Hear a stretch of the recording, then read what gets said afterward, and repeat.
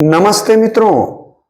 आज हम राजा भोज का सपना इस कहानी को इस वीडियो के माध्यम से देखने वाले हैं। कहानी का कथासार और उसका उद्देश्य देखने से पहले कहानीकार शिव प्रसाद सितारे हिंद जी का संक्षेप में परिचय हम देखेंगे और बाद में कहानी का कथानक और उद्देश्य देखेंगे। शिव प्रसाद सितारे हिंद का जन्म 1823 में हुआ। ये हिंदी गद्य के प्रमुख और प्रारंभिक लेखकों में से एक माने जाते हैं। हिंदी गद्य का निर्माण किया और उर्दू मिश्रित गद्य भाषा का भी आपने प्रचार किया है। सरकार आपकी राय की बहुत कदर करती थी। अंग्रेजों के शासन काल में आप उत्तर प्रदेश के शिक्षा विभाग में एक उच्च अधिकारी के रूप में कार्यरत थे। प्रशासन और सत्ता से जीविका के स्तर पर संबंध होने के कारण आपने उर्दू मिश्रित गद्य भाषा की वकालत की। राजा भोज का सपना आपकी प्रसिद्ध रचना है। आपकी मृत्यु 1868 में हो गई। वैसे देखा जाए तो आपका जीवन संघर्षमय रहा है। तो बहुत ही संक्षेप में इस प्रकार से हम कहानीकार शिव प्रसाद सितारे हिंद जी का परिचय देख सकते हैं, जिनके द्वारा बहुत ही श्रेष्ठ ये रचना रची गई, जिसका नाम है राजा भोज का सपना।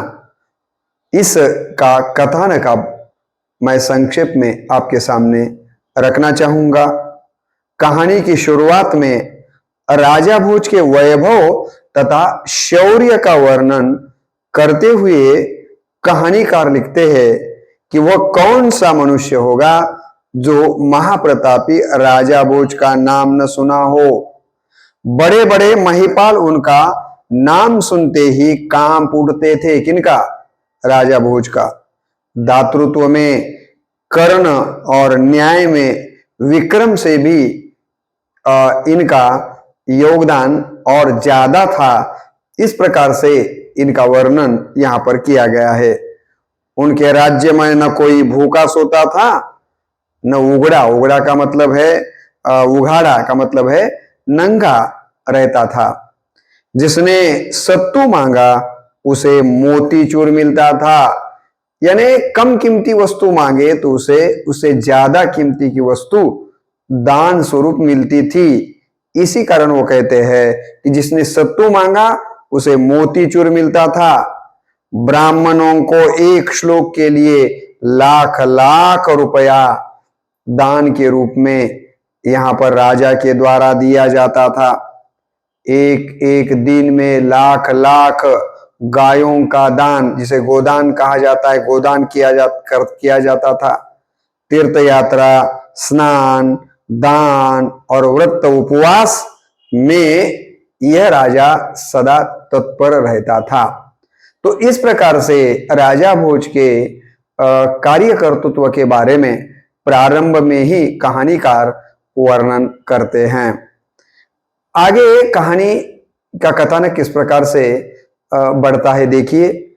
ऐसे में राजा सोचता है कि मैंने अपना सारा जन्म मनुष्य तथा जीव जंतु के भलाई के लिए ही गंवाया है। मैंने जो भी अपना जीवन गंवाया वह किसके लिए? मनुष्य के और जीव जंतुओं के कल्याण के लिए ही बिताया है। उपवास करते करते अपने फूले शरीर को कांटे जैसा बना दिया है, कहता है राजा। दान तो बहुत दिया। तीर्थ यात्रा में ऐसी जगह जाकर आया जहां पर पंछी पर भी न मार सकेगा। मतलब जहां पंछी नहीं पहुंच सकता, ऐसे ऐसी जगह पर तीर्थ यात्रा के माध्यम से मैं जाकर आया हूं, ऐसा राजा यहां पर कहता है। और इसीलिए मेरे जैसा पुण्यात्मा दुनिया में न पीछे कोई हुआ और न कोई आगे होगा, और वर्तमान में भी मेरे जैसा पुण्यात्मा कोई नहीं है। इस प्रकार का उनके मन में एक प्रकार से अहंकार है और इसी कारण तो इस प्रकार का विचार व्यक्त कर रहा है। कौन? भोज राजा। कहानी में आगे आता है कि चौबदार जो है, कहानी में आगे क्या आता है देखिए, चौबदार चौधरी इंद्रदत्त को वो पुकारता है। उसी समय वो राजा द्वारा बनाए गए कुएं और पेड़ों के बारे में राजा से प्रशंसा भरी बातें करता है। वो कहता यानी 5,000 ब्राह्मणों को हर साल जाड़ों में रजाई राजे के द्वारा दी जाती थी। हर साल कितने लोगों को? 5,000 ब्राह्मणों को जाड़ों के दिनों में रजाई ओढ़ने के लिए दी जाती थी। लेकिन अब राजा कहता है इस बार 5,000 नहीं तो 50,000 ब्राह्मणों को रजाई नहीं तो जाड़े में दुशाला ओढ़ने के लिए दी जाए। दारोगा आकर कहता है कि राजे साहब, मंदिर बनाने के बारे में जो आपने चर्चा की है वो काम हम शुरू कर रहे हैं। राजा उसे कहते हैं कि उस मंदिर में पत्थर और लोहे को मत लगाओ, उससे कीमती संगमरमर और लोहे की जगह सोने और हीरे माणिक मोती को लगाओ। इस प्रकार से राजा दारोगा को मंदिर में क्या क्या लगाना है इसके बारे में बता देता है, जिससे भगवान प्रसन्न हो जाएंगे और मेरी अतुल कीर्ति इस दुनिया में फैल जाएगी। ऐसा राजा दारोगा को बताता है।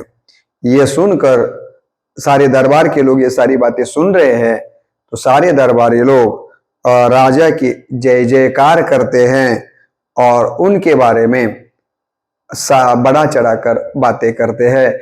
और ये सुनकर राजा को बहुत खुशी होती है, क्योंकि प्रशंसा तो हर एक व्यक्ति को बहुत प्यारी लगती है और सत्ता पर रहने वाले लोगों को तो प्रशंसा बहुत प्यारी लगती है। और इसी कारण दरबार के लोग जैसे ही राजा का जय जयकार कर उनके बारे में बड़ा चढ़ाकर बातें करते हैं तो ये सुनकर राजा और मन ही मन प्रसन्न हो जाता है।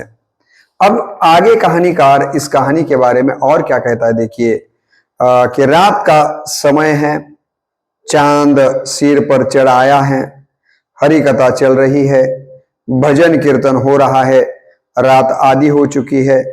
ऐसे समय राजा को नींद आने लगती है। तो ऐसे समय कथा में बैठना तो अब संभव नहीं है राजा को, इसीलिए राजा वहां से उठकर रनवास यानी जहां रानियां सोती है ना, रानी निवास कहेंगे हम उसे, रनवास कहा गया है, तो वहां चले आते हैं। वहां आते ही रानियां उनका पैर दबाना प्रारंभ करती है और इस सेवा को लेते लेते ही यहीं पर राजा को नींद लग जाती है। और आपको मालूम है कि नींद आते ही कई बार मनुष्य को सपना आता है। राजा को भी नींद लग जाने के बाद राजा को सपना आता है और सपने में क्या देखता है, अब सही अर्थ में अब यहाँ पर कहानी शुरू हो जाती है। या कहानी का मुख्य मतिदार्थ यहाँ से शुरू होता है। अब देखिए, इसलिए तो राजा भोज का सपना ये शीर्षक की कहानी को दिया गया है। राजा सपने में देखता है संगमरमर का मंदिर बनकर तैयार हुआ है, जिसमें हीरो जवाहिरों और सोने को लगाया गया है। ये सारा सपने में देख रहा है राजा। यह देखकर राजा का अहंकार जागृत हो जाता है और वह सोचता है कि अब मुझे स्वर्ग में जाने से कौन रोक सकता है। इतना पुण्य कार्य मैं कर रहा हूं तो अब मुझे स्वर्ग में जाने से कौन रोक सकता है। मुझे स्वर्ग में जाने से कौन रोक सकता है। मुझे कौन पवित्र पुण्यात्मा न कहेगा। इतना काम करने के बाद इतने में राजा देखता है कि मंदिर में से एक ज्योत उनके सामने आसमान से उतरी चली आती दिखाई देती है। ऐसा वो सोच रहा है, इतने में मंदिर में आकाश मार्ग से एक ज्योत उतरती हुई राजा की ओर आती हुई राजा को दिखाई देती है। उसका प्रकाश तो हजारों सूर्य से अधिक है। उस ज्योति का मुंह पर पर्दा डाला हुआ है। राजा उसे देखते ही कांप उठता है, उस जोत को, तेजमय जोत को देखकर, और लड़खड़ाती जुबान से बोलता है, महाराज आप कौन हैं? उस ज्योति को देखकर वो पूछता है कि महाराज आप कौन हैं और मेरे पास किस प्रयोजन से आए हैं? उस दैवी पुरुष ने बादल की गरज के समान गंभीर उत्तर दिया कि मैं सत्य हूं। ये ज्योत के रूप में जो पुरुष यहाँ पर प्रकट हुआ है, उसे राजा पूछता है कि आप कौन हैं, और वो बता देता है कि मैं सत्य हूं, मैं अंधों की आंखें खोलता हूं। क्योंकि राजा ने पूछा था कि आप किस प्रयोजन से यहाँ पर आया हो। पहले पूछा था कि आपका नाम क्या है या आप कौन हो, तो उसने पहला परिचय बता दिया कि मैं सत्य हूं।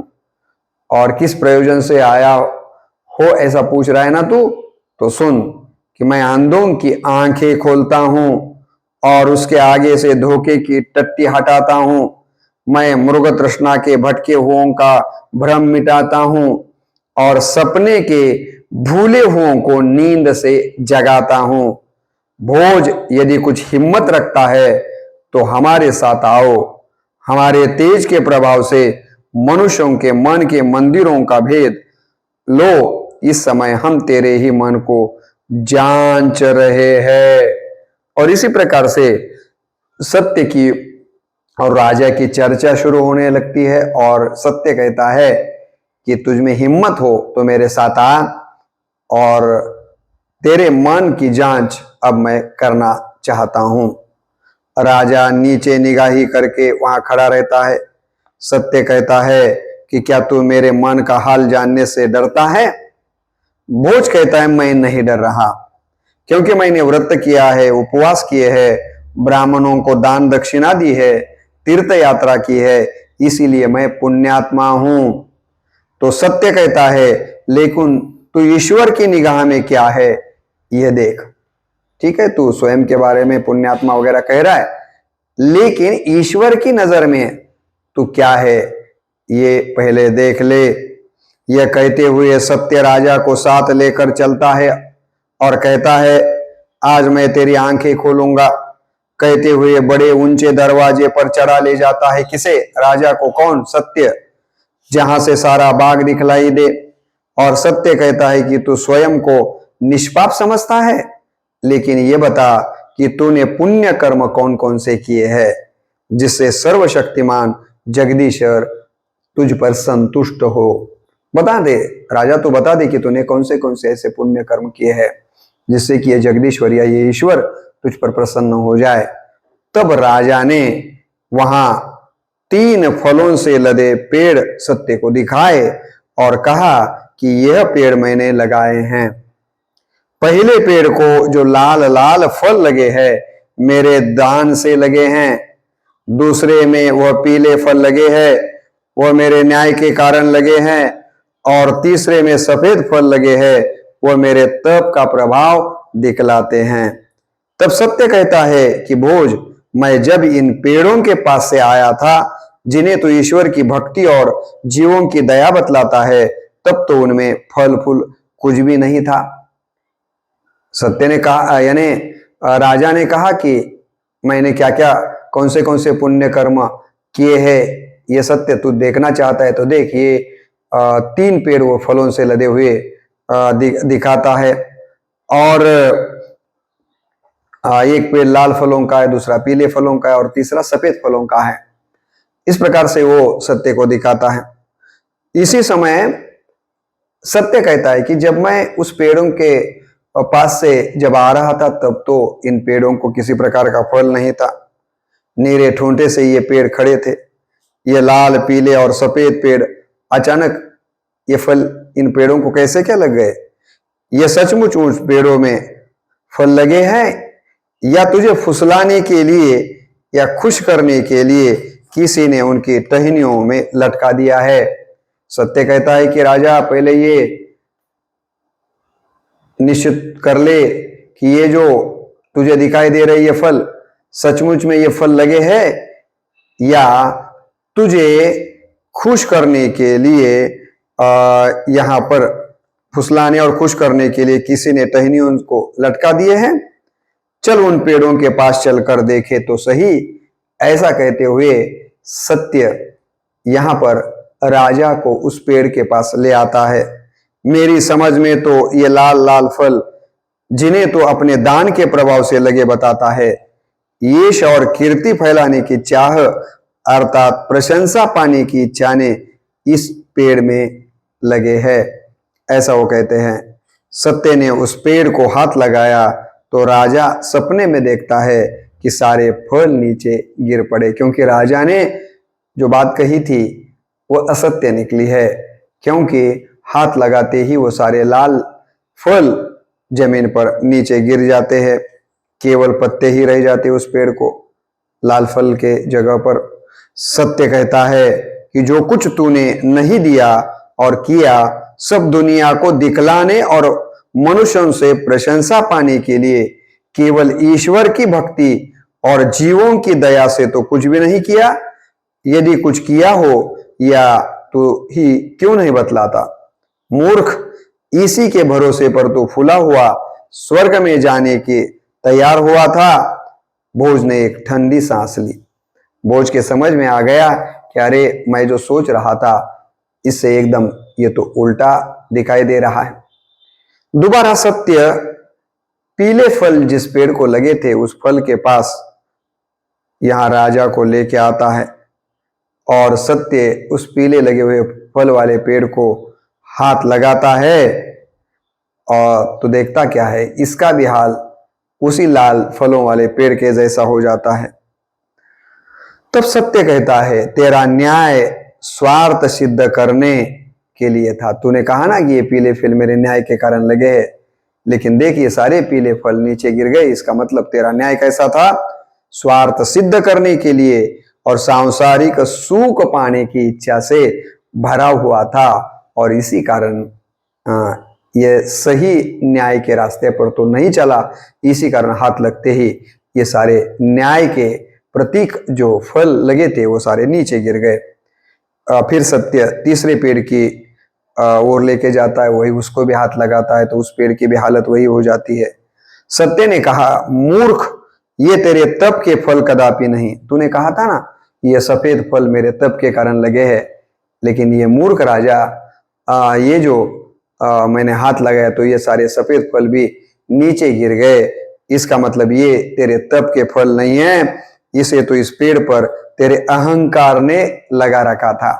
ये पेड़ तप के कारण नहीं लगे थे ये सफेद फल, तेरे अहंकार के कारण यहाँ पर ये फल लगे हुए थे। वो कौन सा व्रत या तीर्थ यात्रा है जो तूने निरहंकार केवल ईश्वर भक्ति और जीवों की दया से की हो?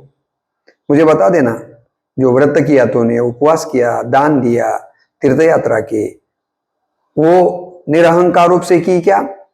हर एक काम में उस काम के पीछे अहंकार था, और इसी कारण ईश्वर की भक्ति और जीवों की दया की दृष्टि से तूने ये काम नहीं किया है। ये सारा काम तेरा डुप्लीकेट है, इसी कारण ये सारे फल जो तप के कह रहा था वो नीचे गिर गए। मंदिर इसके बाद सत्य मंदिर के मुंडेर पर के जानवर की ओर उसका ध्यान आकर्षित करता है। उस मंदिर के मुंडेर पर जो जानवर लगे थे वो बहुत ही सुंदर दिखते थे, लेकिन अब देखता है जब भोज राजा तो वो सारे जानवर मरे हुए दिखाई देते हैं। सत्य ने कहा, तूने जो किया वह लोगों को दिखलाने के लिए किया था, अंदर से प्रेम से ये बात नहीं की थी। तू अगर मन से उस ईश्वर को पुकारता तो ईश्वर तेरा बेड़ा पार कर देता, लेकिन तूने मन से ईश्वर को पुकारा नहीं है, मन में अहंकार रखता रहा और ऊपर से लोगों की प्रशंसा और कीर्ति पाने के लिए ये सारा ढोंग तो रचता रहा है। सत्य और राजा मंदिर के अंदर जाते हैं, देखते हैं तो चांदी और सोने की चमक चली गई है। आपको पहले हमने बताया था कि मंदिर में चांदी, सोना, हीरे जवाहरात सब कुछ लगाया था ना, लेकिन जैसे ही सत्य राजा को मंदिर के अंदर लेकर आता है और राजा मंदिर के दीवारों को देखता है तो यहाँ चांदी सोने की चमक तो नहीं रही है, और जवाहरों की जगह काले काले दाग दिखाई दे रहे हैं। चांदी सोने जवाहरों की जगह क्या दिखाई दे रहा है? मंदिर के दीवारों पर काले काले दाग दिखाई दे रहे हैं। राजा ने सत्य से कहा। राजा को आश्चर्य लगा कि ऐसा कैसा हो गया मंदिर में अचानक, और इसीलिए राजा आश्चर्यचकित होकर सत्य को पूछता है कि ये काले दाग यहां कैसे क्या है। सत्य ने कहा, ये तेरे दुर्वचन हैं। ये काले दाग नहीं है, ये तेरे दुर्वचन हैं। मतलब अनेक लोगों को ऐसी भाषा का उपयोग तूने किया है। एक इंसान को ऐसी भाषा का उपयोग दूसरे के साथ नहीं करना चाहिए। कठोर वचन, दुर्वचनों का तूने प्रयोग किया, उसी कारण ये धब्बे दिखाई दे रहे हैं जो दिन रात तेरे मुख से निकलते थे, दुर्वचन। क्रोध में आकर कैसी कैसी कड़ी बातें तू कहता रहता था। दुश्मनों को झूठा दिखलाने के लिए कितने बार तूने झूठा बोलने का काम किया है, झूठ बोलने का काम किया है। यहां जो दाग पर हाथ हाथ भर गड्ढे पड़े हैं ना, देखिए दाग ही नहीं थे वहां, तो दाग पर बहुत गहरे गड्ढे भी दिखाई दे रहे हैं।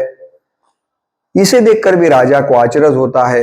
तो इसका भी कारण सत्य बता देता है कि देख, तूने बहुत बार ऐसी कड़वी बातें कही है कि जिससे अन्य की छातियों से वो पार हो गई है, यानी हृदय छेद कर तेरी बातें निकल गई है। एक प्रकार से हर एक व्यक्ति के छाती में गड्ढे पड़े हैं, और इसका प्रतीक ये गड्ढे आपको वहां दिखाई दे रहे हैं। राजा ने देखा तो मंदिर में चिमगादड़, भनगे और पतंगे तथा पंखों वाले सांप भी राजा को यहाँ पर दिखाई देते हैं। राजा आचरज में कहता है कि मंदिर में ये सारे यानी चिमगादड़, भनगे और पंखों वाले सांप कैसे क्या आ गए। तो सत्य कहता है कि इसे और कौन लाता, तूने तो इसे लाया है। तेरे अंदर जो बुरी वासनाएं हैं ना, ये सारी जो दिखाई दे रहे हैं, ये तेरी बुरी वासनाओं का प्रतीक है। ये जो दिखाई दे रहे हैं ना, ये संकल्प विकल्प के रूप में यहाँ पर दिखाई दे रहे हैं, जो दिन रात तेरे अंतःकरण में उठा करते थे। तूने राज्य की ओर से द्वेष किया। इस दुनिया में कोई पुण्यात्मा नहीं है। ये बात अब तो समझ में आ गए ना राजा तेरे। और निष्पाप रहना बहुत कठिन काम है। और यही बात फिर वहीं पर गूंज उठती है। मंदिर की एक दीवार संगमरमर की थी। उसी जगह पर राजा देखता है तो उस संगमरमर की दीवार पर एक आईना उसे दिखाई देता है। उस आईने में राजा देखता है तो क्या, नदी के जेल में बहते लोगों जैसी अनगिनत सूरतें उस आईने में सरकती हुई दिखाई देती है, जिन्हें राजा देखता है। और उसमें क्या देखता है कि जिन लोगों को राजा की मदद थी, ऐसे बहुत सारे लोग राजा को मदद मांग रहे हैं, और राजा ने उनकी ओर ध्यान नहीं दिया था। मदद वाले बेचारे मदद मांगते मांगते ही मर गए। और जिन लोगों ने राजा की प्रशंसा की, जिन लोगों के पास पहले बहुत कुछ था, ऐसे लोगों को ही राजा ने दान के रूप में सब कुछ दिया। और ये राजा ने चित्र देखा और राजा को बहुत बुरा लगा। चापलूसी और जिन्हें जरूरत नहीं ऐसे लोगों को राजा ने मदद की थी, गरजवंतों को मदद नहीं की थी। राजा को फिर दूसरा आईना सत्य दिखाता है और कहता है कि अब दूसरे आईने में मैं तुझे तेरा पाप दिखाना चाहता हूं। और दूसरे आईने में अपना पाप सत्य दिखाएगा। इसकी हिम्मत अब राजा में नहीं रहती, और राजा कहता है, क्या कहता है देखिए, राजा हाथ जोड़कर कहता है, अब बस हो गया, लेकिन आपने मेरे मंदिर में आकर मेरा आनंद क्यों नष्ट किया। इस प्रकार का प्रश्न राजा पूछता है कि अब मैं मेरा पाप देखना आईने में नहीं चाहता, लेकिन इस मंदिर में आकर आपने मेरे आनंद आनंद में विष या जहर मिलाने का काम क्यों किया। ऐसा राजा सत्य को पूछता है। तो सत्य कहता है कि मंदिर की मूर्ति को देख, वो अशुद्ध है, पत्थर की है। तूने अपने प्रतिष्ठा के लिए अपनी पूजा की है, ईश्वर की नहीं की। एक बात ध्यान में रख राजा, आज तक जो तू मूर्ति के रूप में ईश्वर की मूर्ति कहता था, वो मूर्ति ईश्वर की नहीं है, तेरी ही मूर्ति है। तूने ईश्वर की पूजा आज तक नहीं की, स्वयं की ही पूजा की है, यानी प्रशंसा करने के लिए सब तू करता रहा है। एक बात ध्यान में रख राजा, जिसके मन में अभिमान होता है वहां ईश्वर कभी नहीं आ रहता। इतने में सारी पृथ्वी एक बार की कांप उठी, एकदम पृथ्वी कांपने लगती है। और ये देखते ही राजा भोज ने कहा, त्राही मां कहकर उनके आंखें खुल गई और सपना सपना हो गया। ये सारा त्राही मां करते ही उनकी आंखें खुल जाती है और उसका सपना समाप्त हो जाता है। तब तक पौ फूटने को आई है, सुबह हो जाती है। राजा ये सारा सपना देखने के बाद 3 पंडितों को, यानी पंडित को बुलाने के लिए कहता है चौबदार को। चौबदार 3 पंडितों को बुला लाता है। राजा का मुंह पीला पड़ गया है, माथे पर पसीना हो आया है। राजा ने कहा कि कौन सा उपाय है जिससे ये पापी मनुष्य ईश्वर के कोप से छुटकारा पावे। पहला पंडित उनके पास आता है तो राजा उस पंडित को पूछता है कि कौन सा उपाय है जिससे ये पापी मनुष्य ईश्वर के कोप से छुटकारा पावे। तो पहला पंडित उत्तर देता है कि राजा साहब, आप तो पुण्यात्मा हैं, आपके शत्रुओं को ऐसी बातों के बारे में चिंता करनी चाहिए। आप तो पुण्यात्मा हैं, इसी कारण आपको ऐसा विचार करने की जरूरत नहीं है। राजा को समझ में आता है कि यह पंडित फिर मेरी प्रशंसा कर रहा है, और इसीलिए राजा उस पंडित को कहता है कि चल, अब बस हो गया तेरा कहना, तेरे घर को वापिस चला जा। और उस पंडित को राजा दरबार से अब उसके घर वापिस भेज देता है। दूसरा पंडित यहाँ पर आ जाता है और दूसरा पंडित कहता है कि राजा साहब, ईश्वर छोटी छोटी बातों की ओर ध्यान नहीं देता और इसीलिए आपको चिंता करने की जरूरत नहीं है। ये भी बात राजा को पसंद नहीं आती। उसी पंडित को भी राजा वापस भेज देते हैं। तीसरा पंडित यहाँ पर आ जाता है और कहता है कि मनुष्य जैसा कर्म करता है वैसी सजा उसे ईश्वर देता है। अगर गलत हुआ तो प्रायश्चित्त के लिए ही तो तप जप यज्ञ की बातें कही है। इस प्रकार से तीसरा पंडित यहाँ राजा को इस प्रकार का उत्तर देता है। और फिर राजा उसे जो रात के समय सपना पड़ा था वो सारा सपना उन पंडितों को और वहां के लोगों को सुनाता है। पंडितों के साथ उसी दरबार में एक परदेशी आदमी भी अंदर आया था। वो उठकर खड़ा होकर कहता है, महाराज, हम लोगों का करता ऐसा दीनबंधु कृपा सिंधु है, अपने मिलने की राह आप ही बतला देता है। ये परदेशी बहुत ही पते की बात कहता है। वो कहता है कि राजा साहब, एक बात ध्यान में रखो कि हम लोगों का कर्ता दीनबंधु कृपा सिंधु एक ही है और वो अपने मिलने की राह स्वयं ही बता देता है। आप निराश न हो जाइए, पर उससे उस राह पाने की सच्चे जी से मदद मांगिए। वो निश्चित रूप से हमें मदद करता है, लेकिन वो मदद हमें सच्चे मन से, ईमानदारी से मांगनी चाहिए। ऐसा अगर हम सच्चे मन से उसको पुकारेंगे, उसकी मदद मांगेंगे, तो निश्चित रूप से वो हमें मदद करने के लिए तैयार रहता है। और यह कहते हुए पाठक को यहाँ पर आवाहन करते हुए इस कहानी की कथा वस्तु यहाँ समाप्त हो जाती है। अब इस कहानी के उद्देश्य के बारे में अगर हम देखें तो हमें यहाँ पर क्या देखने को मिलता है इस कहानी के उद्देश्य में। तो कहानीकार ये बताते हैं, कहानी में कल्पना के द्वारा यथार्थ का चित्रण कहानीकार ने बड़े अच्छे ढंग से किया है। यहाँ तो सपना दिखाई दे रहा है, कल्पना दिखाई देती है, लेकिन वास्तव में यथार्थ की बात इस कथा वस्तु से हमें देखने को मिलती है। लेखक का उद्देश्य यह बतलाना है कि अगर कोई भी पुण्य कर्म सच्चे और स्वार्थहीन उद्देश्य से नहीं किया जाता तो उसका कोई मूल्य नहीं होता। हम जो भी काम करते हैं, जो भी हम पुण्य कर्म करते हैं, वो स्वार्थ रहित होना चाहिए। कैसा होना चाहिए? स्वार्थहीन होना चाहिए और सच्चे मन से होना चाहिए। तभी उस पुण्य कर्म का कुछ फल मिलेगा।